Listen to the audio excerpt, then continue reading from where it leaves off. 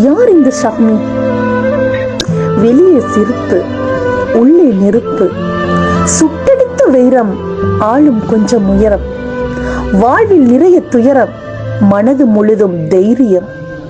படிக்கும் வயதில் தந்தையை இழந்தான். படித்துக் கொள்ள பெருந்தவம் இருந்தான். தன் தாயும் உடன்பிறப்புகளும் வாழ்ந்தா வேண்டும். இளவயதில் வழி தெரியவில்லை. ஓட்டிச் செல்ல சைக்கிளோ மோட்டார் சைக்கிளோ இல்லை. தொழிலுக்கு கூட்டிச் செல்ல உதவிக்கு யாரும் இல்லை. வறுமை மட்டுமே வாழ்க்கை என்று காலம் அவனுக்கு கற்பித்துக் கொண்டிருந்தது. முயற்சிகள் பலதும் செய்தான். ஏழை குடும்பம், நின்று கவனிக்க யாரும் இல்லை. அவனது வாழ்க்கை அவனது முயற்சி என்றானது. இருந்தும் செயற்பாடுகள் அனைத்தும் இறை பக்தியுடனே இருந்தது. அடுத்தவர்களோடு தனது கஷ்டங்களை பேச மாட்டான். உதவிக்கு அல்லாஹுவை மட்டுமே நம்பினான். இத்தனை துயரங்களோடும் ஒருவனால் சிரிக்க முடியுமா? ஷஹ்மி சிரித்துக் கொண்டே எல்லாம் கடந்து போகிறான். வாழ்வில் அவன் பட்ட அடிகள் அத்தனையும் சிலருக்கு தெரியும். சிறு வயது முதலான அவனது வாழ்க்கை சூழல் அவனில் ஒரு வைராக்கியத்தை வளர்த்தது. தன் கையே தனக்குதவி என்பதை உணர்கிறான். சுயமாக எதையாவது செய்ய முயல்கிறான். முதல் கொடுக்கவோ தொழிலொன்றை காட்டிக் கொடுக்கவோ யாரும் இல்லை. தொண்டராசிரியராகிறான். அவனது பெண்ணாம்பெரிய தேவைகளுக்கு அந்த சின்னஞ்சிறிய சம்பளம் போதவில்லை. அவனுக்குள் இருந்த நீர் பூத்த நெருப்பு வேறு பூத்து நிற்கிறது.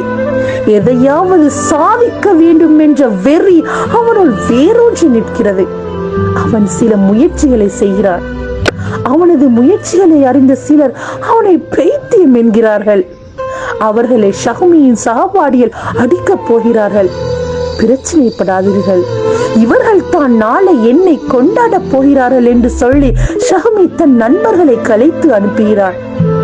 அவனது இலக்கை, அவனது கனவை யாராலும் புரிந்து கொள்ள முடியாமல் இருந்தது. அதனால் அவனது ஆசைகளை, திட்டங்களை அவன் யாரோடும் பகிர்ந்து கொள்வதில்லை. சொன்னால் அவனை பைத்தியக்காரன் என்கிற பட்டியல் நாளும் நீளும். நான் வெல்வேன் என்கிற மந்திரத்தை மட்டும் மனதுக்குள் உச்சரித்துக் கொண்டிருந்தான். இலக்கில் மட்டும் குறியாக இருந்தான். சாத்தியப்படாத கனவுகளில் சஞ்சரிப்பவன் ஷஹ்மி என்றுதான் அவனை அறிந்தவர்கள் அறிந்து வைத்திருந்தார்கள். அவனை பற்றி விமர்சனங்களை அவன் உள்வாங்கிக் கொள்வதே இல்லை. அவன் கண்முன் தெரிந்ததெல்லாம் சிறுநீரக அறுவை சிகிச்சை செய்த பின்னும் நோயுற்றிருக்கும் தனது மூத்த சகோதரியின் கணவனும் பிள்ளைகளும், திருமணம் முடித்துக் கொடுக்க வேண்டிய தன் வயதில் உள்ள மூத்த 2 சகோதரிகளும் தான். திடீரென ஒரு நாள் நான் கரையோரமாக நாட்டை சுற்றி வரப்போகிறேன் என்று திகதி உரித்தான். இதற்காக பலரும் பலவிதமாக உதவி புரியலானார்கள். Big city group of company உரிமையாளர் அல்ஹாஜ் இஜ்லான் யூசுப் அவர்கள் இந்த 50 நாள் பயணத்திற்கான செலவுகளையும் தனது சிமி ஹோல்டிங் ஊடாக ஏற்பாடு செய்ததோடு பயணத்துக்காக ஒரே மாதிரியான சீருடைகளையும் வழங்கி வழி அனுப்பினர்.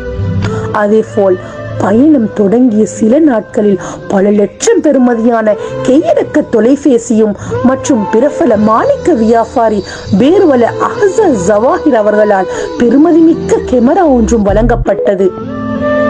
இவை எதிர்காலத்தில் ஷஹ்மியின் விளம்பர தொழிலை மேம்படுத்த பயனுடையதாக இருக்கும்.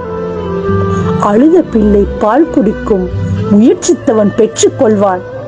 ஷஹ்மி ஒரு யதார்த்தவாதி என்பது மட்டுமல்ல, இரவுகளில் இளைஞர்களோடு விழித்திருந்து அரட்டை அடித்து காலத்தை வீணடிக்காமல் தன் இலக்கில் குறியாக இருந்து இலக்கை அடைய அந்தந்த நேரத்தில் அந்தந்த வேலைகளை செய்பவரும் கூட.